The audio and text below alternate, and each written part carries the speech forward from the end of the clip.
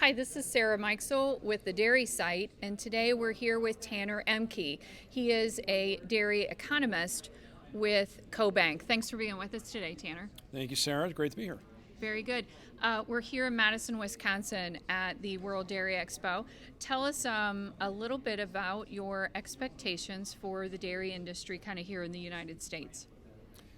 Well, it's great timing for that question, Sarah. We've got our quarterly report coming out shortly, and there's a lot that's happened this year. It's been typically a phenomenal year. We had record high milk prices and production costs were still catching up, and now here we are heading into 2023, and we've got production costs are still rising. Feed costs have kind of come off the top, but they're still very high. And we have milk prices, on the other hand, have moderated a little bit. So we're anticipating a little bit of margin compression, if you will, heading into 2023. And if you're a dairy farmer, what do you do with this outlook of potential moderation continuing into 2023 with resilient feed costs and Right. labor costs, all of those things still very high?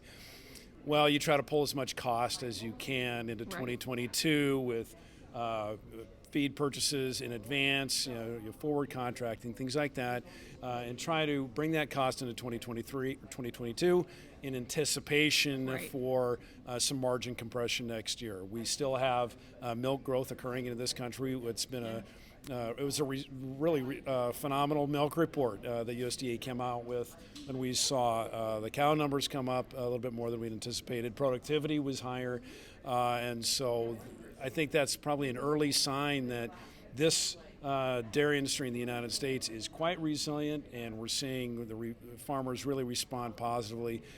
I should point out, though, one of the reasons why we're seeing milk production make these gradual incremental increases is because of the migration of the herd to lower cost parts of the United States. It's these central states like Texas, South Dakota, the typical states you would expect, where we're seeing more herd growth. In the last milk report, Texas saw an increase of 30,000 head. Just a big jump compared to what we've seen with all these other states. I think South Dakota was up 22,000. I mean, just phenomenal growth there. It's significant, and that's making up for some of the contraction that we're seeing elsewhere around the country. So taking that idea and playing it forward, we're going to continue to see growth in the U.S. herd, growth in productivity, and that portends increased production heading into 2023 and a moderation in milk prices. Very good. A question for you. I mean, one of the things that we do here is that there are fewer dairy farms, but the number of cows is not going down, right? What you're saying is the cow herd is moving to different parts of the country. Is that accurate, Tanner? Yes, that's been the ongoing trend now for several years, a migration of the herd from the coastal regions, especially regions like California, Pennsylvania, those areas away from the Corn Belt, if you will, and moving further inland where it's cheaper land, cheaper water, cheaper feed, cheaper labor, and now you also have processors that are following that trend. You got the cheese plants that are opening up or creating new capacity where the herd growth is occurring. So that trend, I think, is probably going to remain intact at least through the next several years. For sure, in the 2023, that's where we're seeing the new cheese plants opening up, and that capacity is really continuing to grow, is in those central states. Very good. So, and one of the other comments that you made, I think, is that we're seeing producers look to sustainability, meaning the economic side of it, right? They're squeezing everything, all of the inefficiencies out of their operation in order to survive. You're seeing more automation to replace labor. Productivity, I think, is the key indicator there of efficiency. Farmers have just been phenomenal in this country with herd management, feed management, labor management, trying to get the most out of that cow as they can. And it really comes down to the ingenuity of the U.S. dairy farmer, really, that accounts for that. Very good. Now let's talk a little bit about the rest of the world. What are you seeing in other parts of the world for expectations for 2023? So far, it's been a very positive year with exports being record high. That's been the big bright spot for dairy. We've been exporting all of our products overseas or across our borders. Countries like Mexico have been very reliable partners with the U.S. The question I think that's on everybody's mind is the health of the world economy and what is the health of the U.S. consumer. How much price increase can the U.S. consumer absorb at the grocery store? And then how does that translate also globally? How much does the U.S. or the world consumer have in ability to absorb cost? And we've got a very strong dollar that's a headwind to the U.S. We've got some concerning trends overseas, especially in countries like China. Some headwinds there.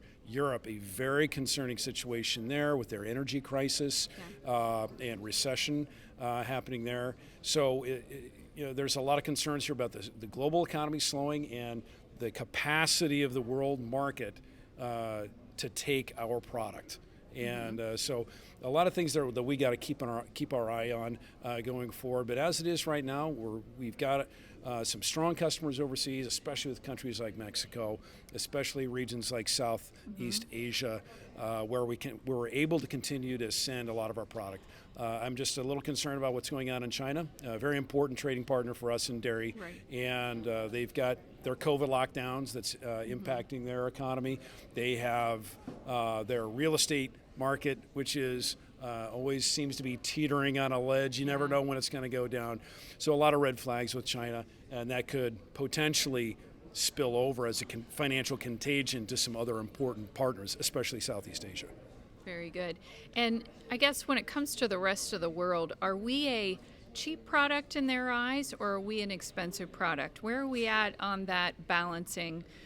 The balance of, are we too expensive for others, or are we still cheap and everybody wants what we've got? We're still affordable when you compare us to Western Europe on almost all products. And so that's going to continue to send export business to the United States.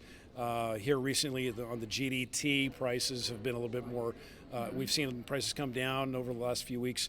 And so perhaps not so much there. A lot of that is owed again to China having stepped away from some of their purchases out of Oceania.